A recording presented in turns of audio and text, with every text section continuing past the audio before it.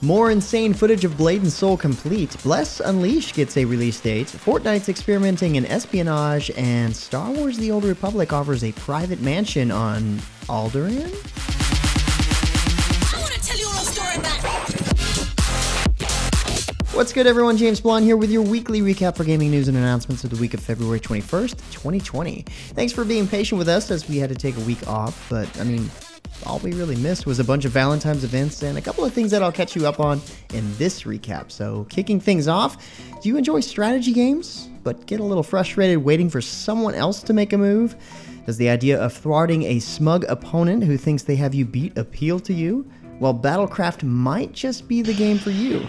Launching this week on Steam, Android, and iOS, the free-to-play Battlecraft features a simultaneous turn system which promises it's always your turn. How does it do that exactly? I have no idea. The game will also feature over 20 different heroes to collect, with both single and multiplayer modes available. It looks like a great way to keep people guessing. Could be fun. Blade and Soul fans have been anxiously awaiting the stunning-looking Unreal 4 update, and NCSoft has again delivered some gorgeous teaser trailers for the Korean version, known as Blade and Soul Complete. The Korean version is launching a brand new version called Frontier World that will feature the new Unreal 4 engine changes, and these trailers show off a lot of the actual gameplay. From the new combat system to races and classes to even what appears to be a new Skyseer class. There's no exact date on when these changes will roll out to the West, but we will be getting them, so stay hyped. This could be the answer to Blade and Soul 2.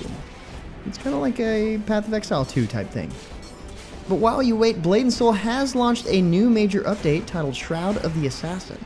This patch introduces the third specialization for assassins, the Way of the Phantom. This adds a new stance which allows assassins to step briefly into the shadows to enhance their abilities, plus summon Shadow Stalkers to assist in battle. Not only that, but the Lin race can now finally be assassins. The update also includes a Valentine's-style event, which will run until March 25th.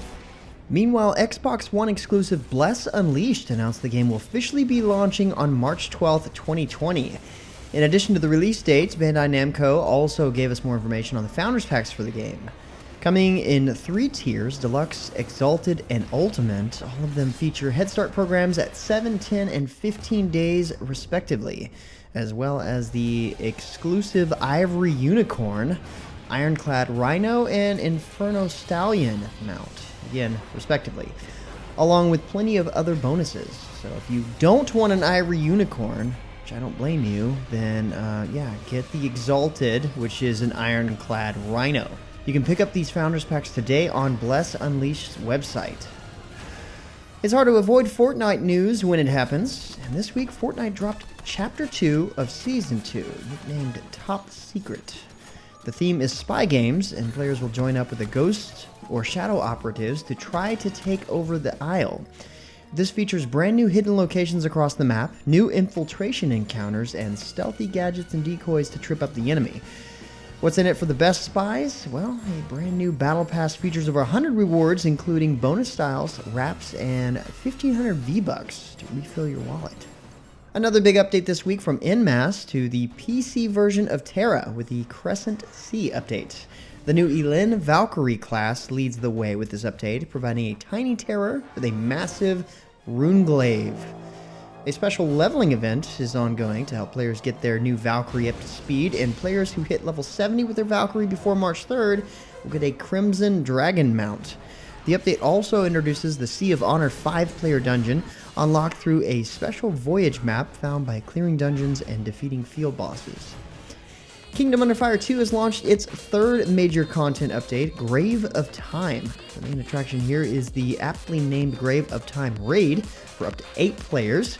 New units can be obtained from the raid, which include the Lightning Mancer for Greywood, Steam Tank for Bersia, and Full Armor Worshipper for Bulging Horn, Desert Armored Beetle for Crazy Nose, and the Modernized Rifleman for Hyrenieden. The update also introduces an all-new solo mission, a dimensional test, where you try and fend off 50 waves of enemies until you've won or you're overrun. And there's no resurrections allowed here either.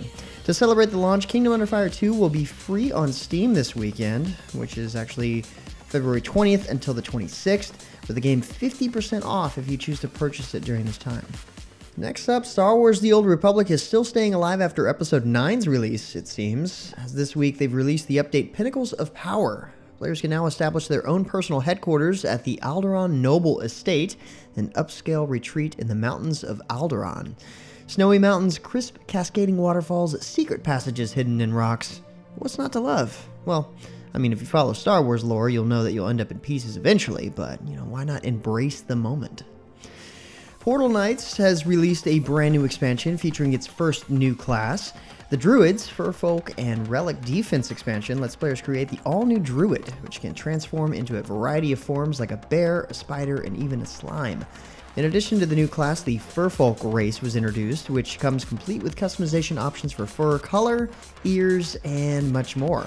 Beyond the new class and race, though, you'll get to experience 3 new arenas, requiring you to defend ancient relics using traps, magic, and your own skills.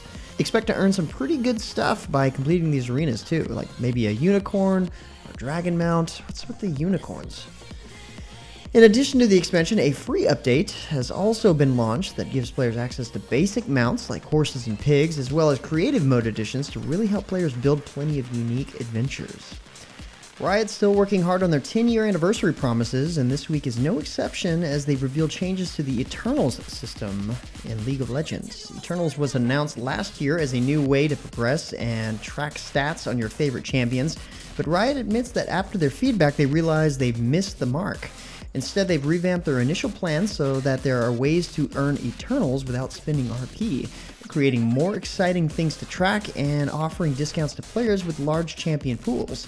The full details are broken down in the dev blog, which you can check out in the description below.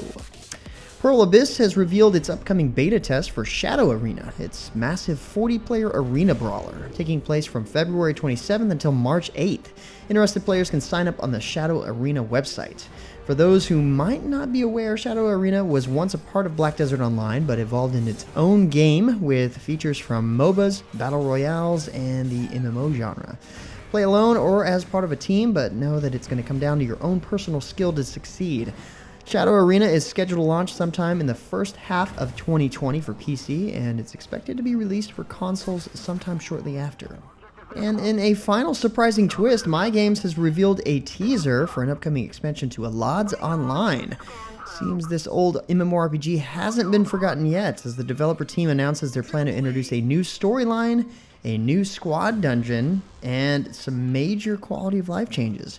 That includes updating the Stronghold system that lets players earn rewards on their own and more directly influence the Stronghold, preventing artifacts from losing their abilities as they weaken, improving professions, added spark experience, and much more. Surprising to see something like that come to an old MMORPG, but hey, that's probably going to make a lot of people happy. Either way, that's about it for all the major news and announcements for this week. For more information on the news topics, check the links in the description below. Feel free to discuss the news or even more news in the comments below. And don't forget to like, subscribe, hit that little bell icon to get notifications, and of course, share this video. But until next time, guys, that's going to be it for me. I'm James Blonde. See you out there, gamers.